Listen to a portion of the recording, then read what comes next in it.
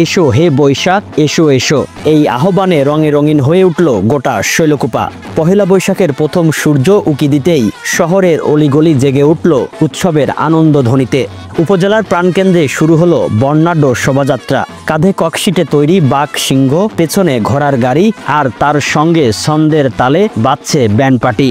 বাহারি পোশাকে সেজেছে নারী পুরুষ, শিশু কিশোর, বৃদ্ধ যুব, সবাই মিলে এক অভূতপূর্ব আনন্দ মেলায় রূপ নেয় এ শোভাযাত্রা।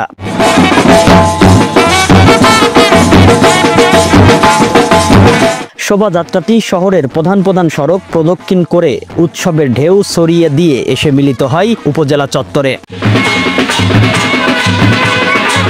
সেখানে অপেক্ষা করছিল আরেক পর্ব, এক মনোমুগ্ধকর সাংস্কৃতিক অনুষ্ঠান। একই মঞ্চে আয়োজন করা হয় ঐতিহ্যবাহী সাপ খেলা ও লাঠি খেলার। দর্শকদের করতালিতে মুখরিত হয়ে ওঠে চারপাশ।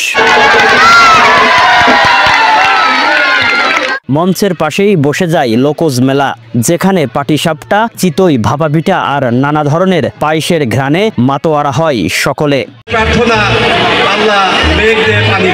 উৎসবটি আয়োজন করে উপজেলা প্রশাসন। উপস্থিত ছিলেন উপজেলা নির্বাহী কর্মকর্তা স্নিগ্ধা দাস, অফিসার ইনচার্জ মাসুম খান, এসিল্যান্ড, বিভিন্ন রাজনৈতিক দলের নেতৃবৃন্দ, সাংস্কৃতিক কর্মী, স্কুল কলেজের শিক্ষক শিক্ষার্থী এবং হাজারো সাধারণ মানুষ।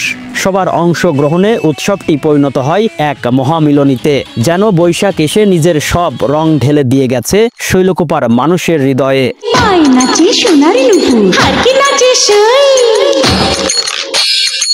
উচ্ছ্বাসে ভেসে বেড়ানো পহেলা বৈশাখের এই আয়োজনে শুধু বিনোদন নয়, ছিল ঐতিহ্যের টান, মাটির ঘ্রাণ আর বাঙালিয়ানার গর্ব।